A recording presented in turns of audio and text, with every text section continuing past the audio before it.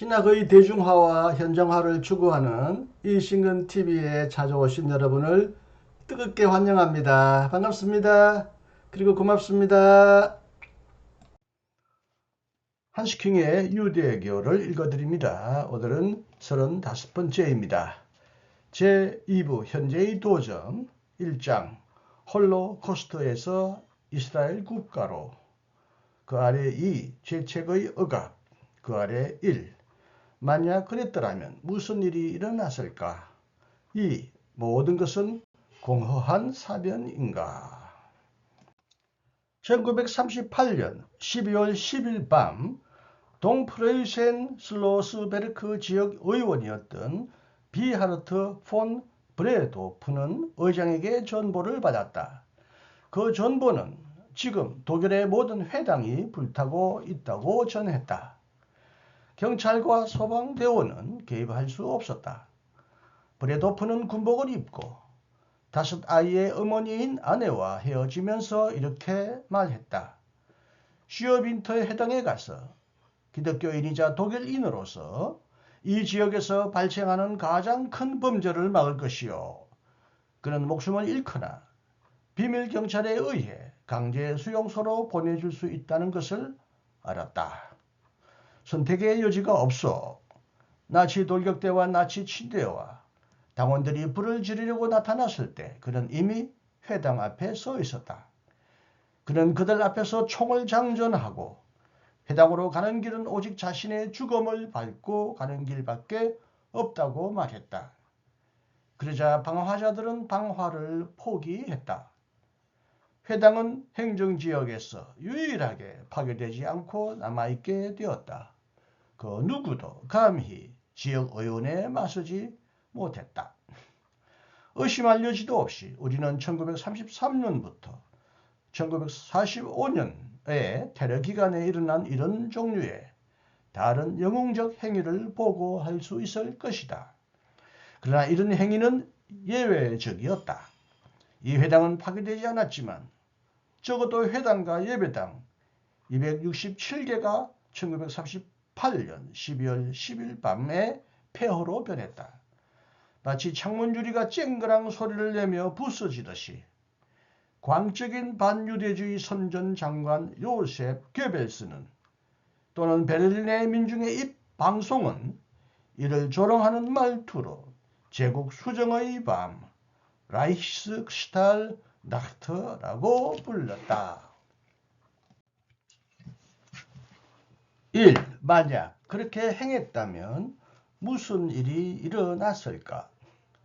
의심할 여지도 없이 많은 독일인은 개신교인이든 가톨릭교인이든 사회주의자든 인본주의자든 이 기간에 사건이 일어날 때마다 그들의 유대인 동료 시민을 도우려고 시도했다. 그리고 중요한 점은 사람들이 그러한 행위들을 모아서 지금까지 자세하게 문서로 작성했다는 사실이다. 단지 한 가지를 사람들은 하지 않고 있다. 그와 같은 수많은 내용 때문에 우리는 본질적인 것을 무시하고 중요한 것을 밀어놓게 된다. 제국 수정의 밤에 대한 몇몇 사실들은 다음과 같다. 그날 밤에 8,000개의 유대인 상점이 파괴되었고 수많은 집이 폐허로 변하고 약탈되었다. 독일 유대인 수백 명이 살해되었고 많은 사람이 폭행을 당하고 상처를 입었으며 인간적 존엄성을 박탈당했다. 적어도 수만 명의 부유한 유대인의 재산을 뺏으려고 그들을 감금했고 강제로 추방하거나 강제로 수용소로 보냈다. 독일 유대인 52만 명 가운데 13만 명이 이미 1938년에 고향을 떠났다. 이러한 이주는 이제 더욱 가속화되었다. 그러나 그 전에 미리 재산이 몰수되거나 약탈당했다. 우리는 잊지 말아야 한다. 전체주의적이고 극도로 반민주적이고 반유대적인 성향을 지녔던 히틀러의 인성과 그의 고백 문서, 나의 투쟁, 마인 캄프와 당의 강령, 유대인은 결코 국민이 될 수 없다라는 것은 처음부터 보편적으로 알려진 내용들이었다.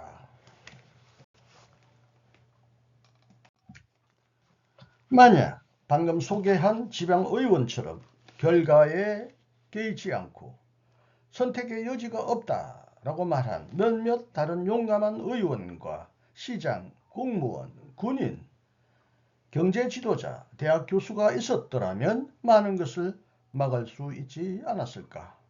만약 활동적인 기독교인과 목사, 감독과 교황이 기독교인으로서 더 큰 용기를 발휘했더라면 무슨 일이 일어났을까? 구체적으로 말해보자. 첫째로 다음과 같이 생각해보자. 만일 독일 주교들이 나치의 공개적인 반유대주의적인 계획을 경고하고 자유롭게 생각하는 모든 사람에게 자행된 테러와 폭력에 즉각 공개적으로 항의했더라면 무슨 일이 일어났을까? 둘째로 생각해보자. 만약 교황청이 독일과 세상에게 히틀러를 경고했더라면 무슨 일이 일어났을까? 히틀러는 나의 투쟁과 정당의 24개 강령에서 자신의 끔찍한 의도를 분명히 드러냈고 이미 1933년 초기에 강령에 따라서 유대인 사업가와 의사와 법률가를 보이콧하고 유대인 시민을 차별하는 조치를 시행했다. 셋째로 생각해보자.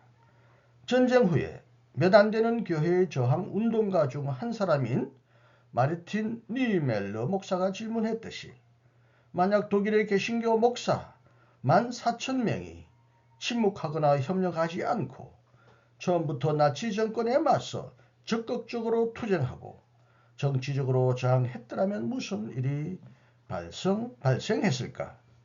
그러나 나는 이미 정치와 교회를 변호하는 사람들에게 다음과 같은 야유를 듣는다. 이 모든 것은 단지 공허한 사변일 따름이다. 모든 것은 단지 공허한 사변인가? 아니다. 완전히 현실적인 가능성이 있었다. 그리고 오늘날 역사가들의 판단은 어떤 기회를 놓쳐버리고 말았는지 보여준다. 교회는 나치의 세계관적 전체주의의 주장을 벗어나거나 그에 저항할 수 있었던 유일한 기관이었다.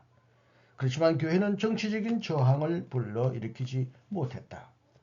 교회의 조직화된 행동은 실패했다. 그러나 압도적으로 보수적이고 민족적이었던 교회의 기본 입장은 국가에 대한 충성심을 늘 거듭 초래했다. 조금 건너뜁니다. 나치에 의해 파면된 가톨릭 교인으로 쾰른의 시장이었고 나중에는 서독의 첫 번째 총리가 된 콘라트 아데나워가 본에 거주하던 목사 베른하르트 쿠스토디스 박사에게 보낸 1946년 2월 23일자 편지를 읽어보자. 내 견해를 말한다면 독일 백성과 주교와 성직자는 강제 수용소에서 일어난 사건에 큰 책임이 있습니다. 그 후에는 아마도 더 많은 일을 할 수 없었을 것이라는 사실은 옳습니다. 책임은 과거에 있습니다.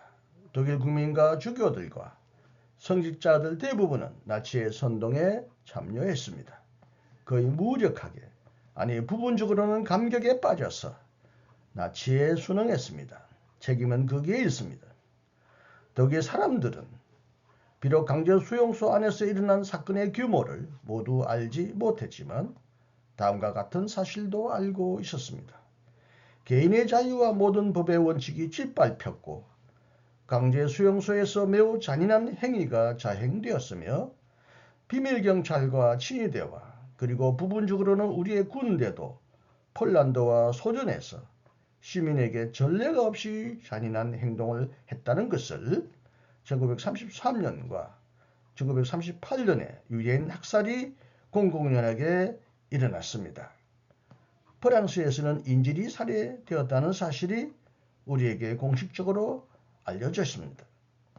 나치 정부와 군대 지휘관이 근본적으로 자연법과 헤이그 조약과 인류의 가장 기본적인 명령을 늘 위반했다는 사실을 대중이 알지 못했다고 실제로 주장할 수 없을 것입니다.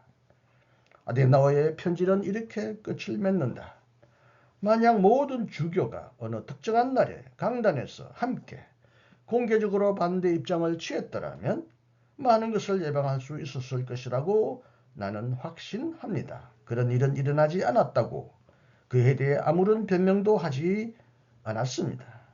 만약 주교들이 이로 인해 감옥이나 강조 수용소에 들어갔다면 그것은 손해가 아니라 정반대였을 것입니다.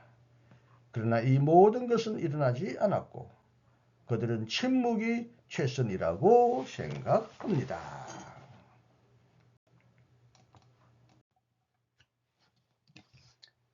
침묵이 최선인가?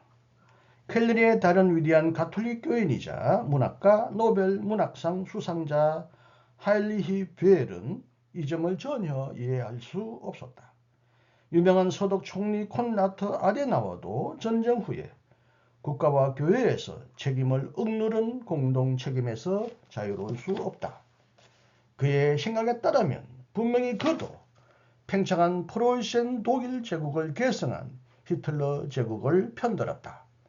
프로이센 독일 제국은 처음에 히틀러 제국에 반대했고 나치에 의해 영향력을 완전히 잃게 되었다. 전쟁 후에 아데나워는 이스라엘의 초대 수상 다비드 벤 구리온과 더불어 독일과 유대인의 화해를 위한 기본 협정을 곧바로 체결했다. 특히 그는 깨우쳐주기 힘든 교황 피우스 12세와는 전혀 다르게 아랍의 반대에 직면하여 정치적으로 현명하게 서독 정부가 이스라엘 국가를 인정하도록 이끌었고 독일 내의 모든 반대자들에게 경제적인 보상도 시행했다. 그러나 1945년 이후에 그의 회복 정치와 나치까지 끌어안는 광범위한 통합 정치로 인해 교회는 참여하지 않아도 좋을 명분을 적잖게 얻게 되었다. 지금 1990년대에 동독의 비밀요원 기록이 공개했듯이 만약 그 당시의 진실을 명예스럽게 생각했더라면 1940년대와 50년대의 사람들이 정신적 내란에 빠지기보다는 도리어 깨달음을 얻었을 것이다. 그 당시와 그 다음 몇십 년 동안 우리는 수많은 일을 소홀히 했고 그것들은 지금도 여전히 우리를 오염시키고 있다. 나치 지배와 제2차 세계대전이 종말을 맞이한 지 50년이 지난 1995년을 더 나은 양심으로 경축할 수 있으려면 단 한 가지만이 필요하다. 그것은 확실한 몇 가지 사실에 근거하여 그 당시에 일어날 수 있었던 것의 지평 앞에 서서 일어났던 것을 다시 생생하게 재현해 보는 것이다. 오직 일어난 것과 소홀히 했던 것을 솔직하게 직시할 때 비로소 우리는 책임을 고백하고 자유로워질 수 있을 것이다. 경청해 주셔서 감사합니다. 계속 이어지는 다음 내용을 여러분 기대해 주시기 바랍니다. 안녕히 계십시오. 이신근이었습니다.